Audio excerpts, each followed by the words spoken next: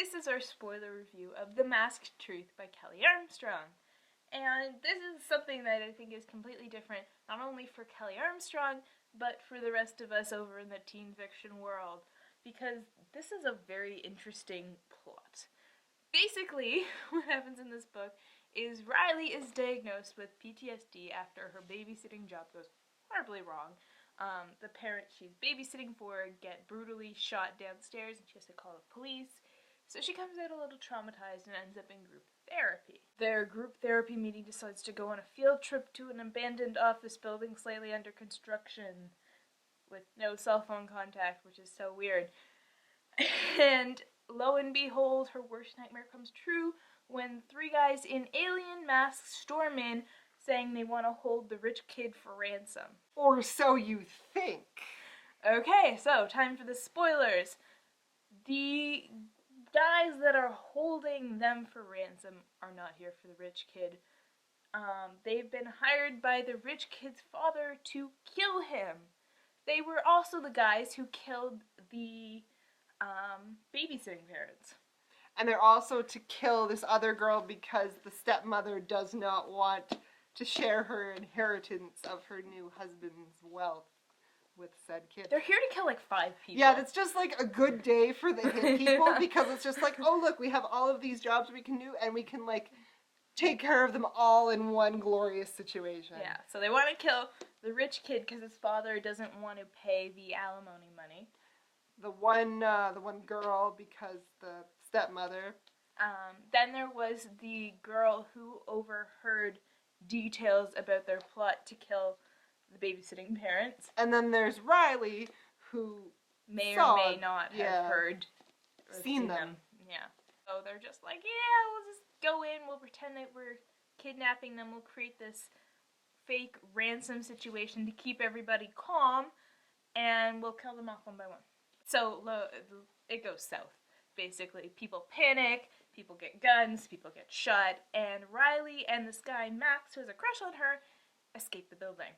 Or escape into the building. That's the thing, though. Like, that you spend a good amount of time running around the building, and some of the tension, I think the tension was really good, but it got really repetitive with the, okay, we'll go into this room, we'll check this room, oh, this room is safe, oh, we need to go here. Like, that was... There was nothing, the problem was there was nothing interesting in the building. For the plot to work, the building had to be more or less empty, right? Like, you know, there's no windows because they can't see what's outside, and that's the fact that there is no SWAT team trying to take negotiations.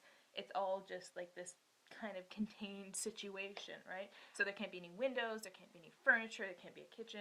Looking back, once you know what you do at the end about the fact that this was like a setup from the very beginning, it's pretty brilliant. Yeah, like, on the kidnappers part. On the kidnappers part. And kind of like thinking about it, like, why would you take I could understand going for isolation for like a therapy group, like, you know, completely cut off, take away their cell phones, but why would you go to like a newly constructed warehouse? Like, that's sketchy. Yeah, you'd be going to the woods, right? Yeah, you'd be going to like a camp. Which would make a lot of sense, except then you have the whole thing where, but you've got like a lot of space, people can hide places, right?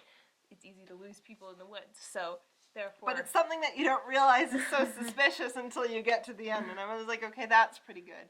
Like, I liked the plot. I thought the plot was really well done, the story was really well done. It was just, I didn't really connect with the characters.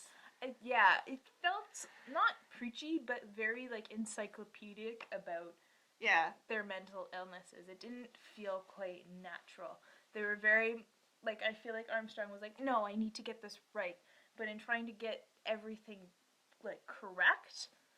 And I respect that. Oh, yeah. I respect that because this is something that there isn't a lot of literature on. It's kind of like schizophrenia is constantly used as just like an excuse. And they talk about that in the book. And that's a big plot hinge because when they actually managed to escape the building halfway through, but everybody suspects that Max, the guy who Riley escaped with, actually just somehow managed to go in and shoot everybody up because he's got schizophrenia.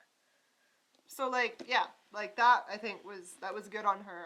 I'm glad this book exists. But I feel like some part, like, that there is a version of this book somewhere in an alternate universe where she manages to be both politically or clinically correct and also makes you feel something for the characters. Like, okay, so I start when we get to the point where Max is being blamed. That's when I was like, wait, I'm kind of feeling something. Like, at that point, and it's just because it's the same with what we had in Library of Souls, where I was kind of like, but when you got to the end, where it's like, oh, we're gonna send him away because, you know, he's... It's the trapped feeling. Yeah, the it's the trapped feeling. And always I felt gets trapped. You. And I was like, okay, this is really well done. But then they escape the hospital because Riley's sister has a change of heart. It's like, okay, I'm gonna help you.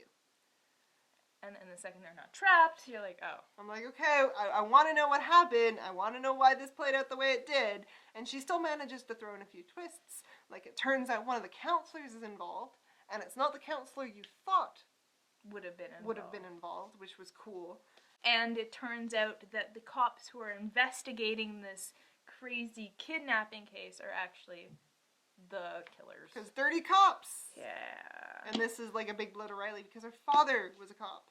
And she's like, yeah, gotta deal with that. So this book, it deals with a lot of stuff.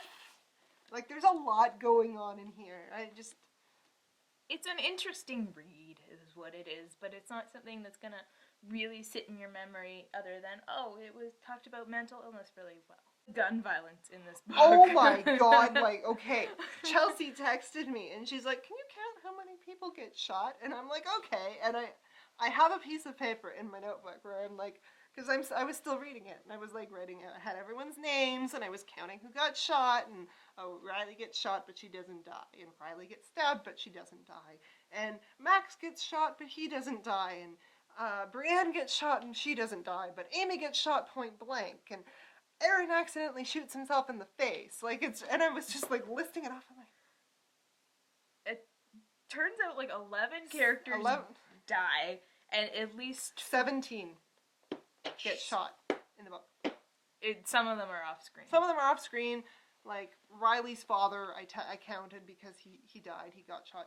You get told how he dies. Like, that's an important point in Riley's like narration to you, is finally admitting what happened. The racial issues in the book as well, because Riley's family is Spanish, and there's this constant talk in the background about how, like, Riley's father, you know, he's nicer to the gangbangers because, you know, he probably knew them growing up, but he grew up in the suburbs, and he died because of a woman in the suburbs shot him. And that was a cool, like... Yeah. It was a nice twist or change of pace. Like, showing the different forms of gun violence. Like, gun violence is not just, like, gang stuff. Like, it can happen. Or assassins. Yeah. Like, yeah. So, like, there's a lot about this book that I did like. But if we were rating, you know, plot was fairly good. But if we were rating setting would be, like, C. If we were rating characters, I'd still say about a C, and enjoyability about a C. Like, I'd say enjoyability about a B-. I don't like giving minuses. I feel don't? like they're cheating. This is my first book by Kelley Armstrong that I ever read. This is my second, and I didn't really like the first one I read either. Like, it was okay. I don't know. I do not know. So, have you read this book? Have you read any other books by Kelley Armstrong that you can recommend to us? Because I'm definitely interested in reading more, you know, the whole Canada pride and the fact that, you know, paranormal and horror is a big, like, I love it, so. Yeah. So, if you've read this book, tell us what you think. Am I being unduly harsh, or is it, yeah. So anyways, see you later.